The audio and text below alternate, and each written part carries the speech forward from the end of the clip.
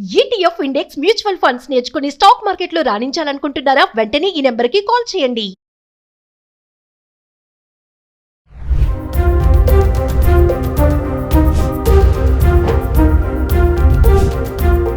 Hi hello నమస్తే, welcome back to Suman TV. ప్రస్తుతం మనతో పాటు ఉన్నారు consumer welfare committee chairman Mandari Krishna Reddy గారు. నమస్తే సార్. నమస్తే. సార్, మరి ట్రంప్ తీసుకునే నిర్ణయాలు ప్రపంచ దేశాలన్నీ కూడా కుదేలవుతున్నాయి. ఇప్పుడు కొత్తగా టారిఫ్ల విషయంలో కూడా మరి అమెరికన్స్ కూడా రివర్స్ ప్రొటెస్ట్ చేస్తున్నారు. అమెరికా రేట్ అగైన్ అంటే ఇదేనా ఏంటి అసలు, గో బ్యాక్ ట్రంప్ అనేసి నినాదాలు ఉన్నాయి, ప్రొటెస్ట్ చేస్తున్నారు పెద్ద ఎత్తున. దీన్ని ఎలా చూడొచ్చు అంటారు? మరి ఒక్కోసారి ట్రంప్ చేసే పనులన్నీ కూడా అమెరికన్స్ కోసమే, వాళ్ళు సేఫ్గా ఉండాలి అని కొన్ని వీడియోలో మనం మాట్లాడుకున్నాం కూడా. మరి మళ్ళీ వీళ్ళు ఎందుకు ఇలా ప్రొటెస్ట్ చేస్తున్నారు?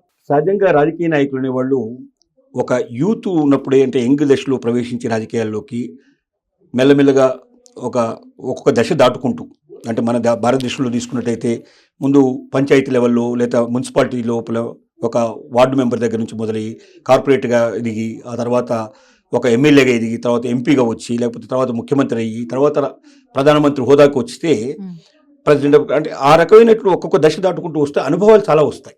అంటే సమస్యలు వచ్చినప్పుడు ఎట్లా స్పందించాలి, నిర్ణయాలు ఎలా తీసుకోవాలి, అది ప్రజల మీద ఎలా పడుతుంది, ప్రజల నుంచి వ్యతిరేకత వస్తుందా, ప్రజల నుంచి ప్రశంసలు వస్తాయా, చాలామంది మేధావులను కూర్చోబెట్టుకుని మాట్లాడి చేసే ప్రతి పనిని 1-10 సార్లు ఆలోచించి చేసినటువంటి దాంట్లో రిజల్ట్స్ బాగా వస్తాయి. అలా పరిణితి చెందినటువంటి నాయకుడు అంటారు వాళ్ళని. కానీ ట్రంప్ విషయంలో ఏం జరిగిందంటే, లాస్ట్ టైం ట్రంప్ ప్రెసిడెంట్గా నిలబడే కంటే ముందర ఏ రకమైన రాజకీయమైనటువంటి అతనికి పెద్ద అనుభవం లేదు. అతను ఒక బిజినెస్ మ్యాన్. ఎక్కువగా అతను రియల్ ఎస్టేట్ బిజినెస్లో ఎక్కువగా పెట్టుబడులు పెట్టాడు. హోటల్స్ అట్లాంటివి చాలా కొన్నాడు, అతను కట్టాడు, చేశాడు. తన జీవితం అంతా కూడా డబ్బు సంపాదించడం, తర్వాత తనకి అనేక అమ్మాయిలు పిచ్చి అలాంటివి చాలా ఉన్నాయి, మనం చూస్తూనే ఉంటాం. ఎందుకంటే అనేక కేసులు ఆయన మీద తను బలవంతం చేశాడని, లోబర్చుకున్నారని ఆడవాళ్ళు చాలామంది కేసులు వేయడం, ఆ కేసులు సుప్రీంకోర్టు దాకా వెళ్ళి సుప్రీంకోర్టులో కూడా ఆ కేసు ఈయనకు ఎగనెస్ట్గా రావడం, ఈయన ప్రెసిడెంట్ అయిన తర్వాత కూడా తన ప్రెసిడెన్సీని అడ్డం పెట్టుకుని కేసులు ఆపేటువంటి ప్రయత్నం చేశాడు. ఇప్పుడు ఆపేశాడు, కానీ లేకపోతే ఈ పాటికి అతను జైల్లో కూర్చోవలసిన పరిస్థితి ఉండేది. అంటే ఒక పరిణితి చెందిన రాజకీయ నాయకుడు కాదు ట్రంప్, ఒక ఆవేశపరుడు. ఆ క్షణంలో తనకి ఏది అనిపిస్తే చేసేవాడే తప్ప దీర్ఘకాలికమైన ప్రయోజనాలు ఆలోచించి, ఆశించి, ప్రజలకు నిజంగా ఏది మేలు చేస్తుంది, ఏది కాదు అనేటువంటి జ్ఞానం కానీ అతనికి ఎక్కువ లేదు. అతను ఎలక్షన్ టైంలో కొన్ని వాగ్దానాలు చేశాడు ప్రజలకి. ఆ వాగ్దానాలు ఎలా నెరవేర్చాలని, ఏం చేయాలి, మేధావులందరినీ కూర్చోబెట్టుకుని ఆలోచించి, ప్రజల మీద భారం పడకుండా, ప్రజలకు ఏమాత్రం కూడా ఇబ్బంది కలగకుండా, ప్రజలకు మేలు జరిగే పద్ధతి లోపల ఆ ఇచ్చిన వాగ్దానాలను నెరవేర్చే విధానాన్ని తొందరపడాల్సిన అవసరం లేదు. మెల్లగా ఒక తర్వాత ఒకటి అలా చేసుకుంటూ పోవచ్చు. కొన్ని చేయలేకపోతే, ఈ చేయడం వల్ల ఇలాంటి దుష్ఫలితాలు వస్తాయి కాబట్టి చేయలేకపోతున్నామని నిజాయితీగా ఒప్పుకుంటే కూడా ప్రజలు దాన్ని అర్థం చేసుకునే అవకాశం ఉండేది. కానీ అతను కొన్ని ప్రజలను ఆకర్షించేటువంటి నేను ఇది చేస్తాను, అది చేస్తానని చెప్పేశాడు. ఆ చెప్పిన మరుక్షణం ఎప్పుడైతే ప్రెసిడెంట్గా ఎలక్ట్ అయిన 1 మంత్లోనే అవన్నీ అమలు చేయాలని ప్రయత్నం చేశాడు. ఇది చాలా తొందరపాటు చర్య అయిపోయింది. ముఖ్యంగా ప్రపంచ దేశాలన్నిటితోటి గొడవలు పెట్టుకోవడం అనేది, శత్రుత్వం తెచ్చుకోవడం అనేది అమెరికా చేసిన మొట్టమొదటి తప్పు. ట్రంప్ నిర్ణయంలో ప్రధానమైన మిస్టేక్ ఏంటంటే, నీకు ఇతర దేశాలతో ఎప్పుడైతే నువ్వు సంబంధం ఉంటుంది, ఎందుకంటే ఈ ప్రపంచంలో ఇవాళ ఏ ఒక్క దేశం నాకు నేనే గొప్ప, నాకు నేనే బతుకుతాను, నాకు ఏ దేశంతో సంబంధం ఉండకూడదని ఉండగలిగే పరిస్థితి లేదు ఇవాళ. ప్రతి దేశానికి ఇంకో దేశం యొక్క అవసరం ఉంది. ఆ దేశంలో దొరకనటువంటివి అన్నీ అక్కడి నుంచి ఇంకో దేశం తెప్పించుకోవాల్సిన పరిస్థితి ఉండొచ్చు, లేదా తన దగ్గర సమృద్ధిగా దొరికే వాటి ఇంకో దేశానికి అమ్మడానికి ప్రయత్నం చేయొచ్చు. అమ్మకం కొనుగోలు అనేవి ఉన్నాయి. ఈ అమ్మకం కొనుగోలు దాంతో పాటుగా అందరూ విజిటర్స్ కూడా ఎక్కువగా వస్తే ఆ దేశానికి ఎక్కువ ఆదాయం వచ్చే అవకాశాలు ఉంటాయి. ప్రపంచంలో అన్ని నలుమూలల నుంచి వచ్చినప్పుడే సాధ్యం అవుతుంది. కాబట్టి ఎన్నో రకాలైనటువంటి వ్యవహారాలు, జీవనశైలి లోపల ప్రతి దేశంతో ఏదో ఒక రకమైన సంబంధం మనం పెట్టుకోవాల్సిన పరిస్థితి ఉన్న రోజుల్లో మిత్రత్వాన్ని పెంచుకోవడానికి ప్రయత్నం చేయాలి తప్ప శత్రుత్వాన్ని తెచ్చుకోవడానికి మనం ప్రయత్నం చేయకూడదు. ఒక్కటేసారి మనం తేనెటీగల తుట్టిని కలిపినట్టుగా కలిపాడు ట్రంప్. చేసిన పని ఏంటంటే, అన్ని దేశాలతో ఒకేసారి వైరం తెచ్చుకున్నాడు. ఏ దేశం హ్యాపీగా లేదు, ఎందుకంటే ఒక్క దేశాన్ని వదిలిపెట్టలే, అన్ని దేశాల మీద. ఒకవైపున భారతదేశం నా మిత్ర దేశం, నాకు మోడీ చాలా దగ్గర మిత్రుడు అంటూనే 26% మన మీద పడేశాడు.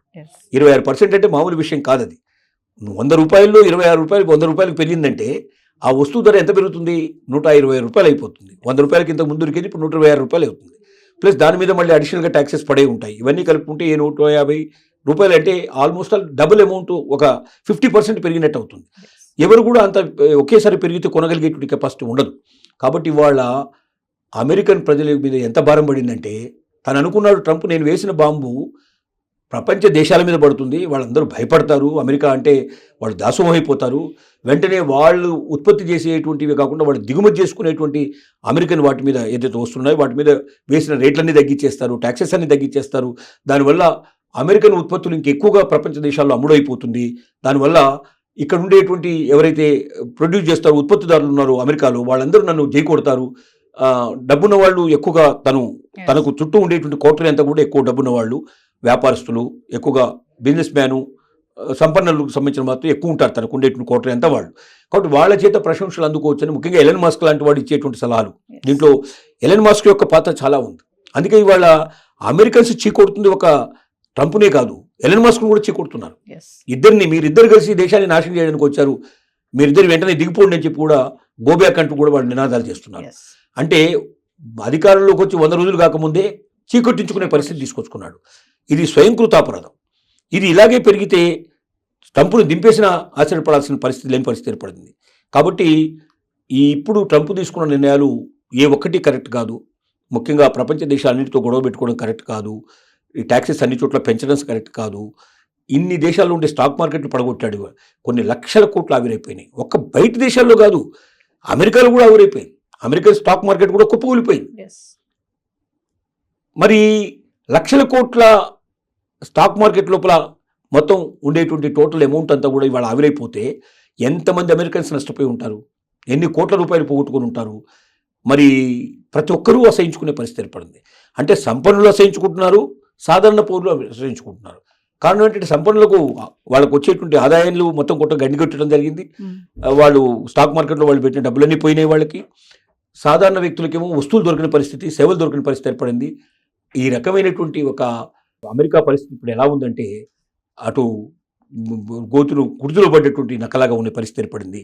కాబట్టి అమెరికన్ ప్రజలే ట్రంప్ని చీకొట్టే పరిస్థితి ఏర్పడింది.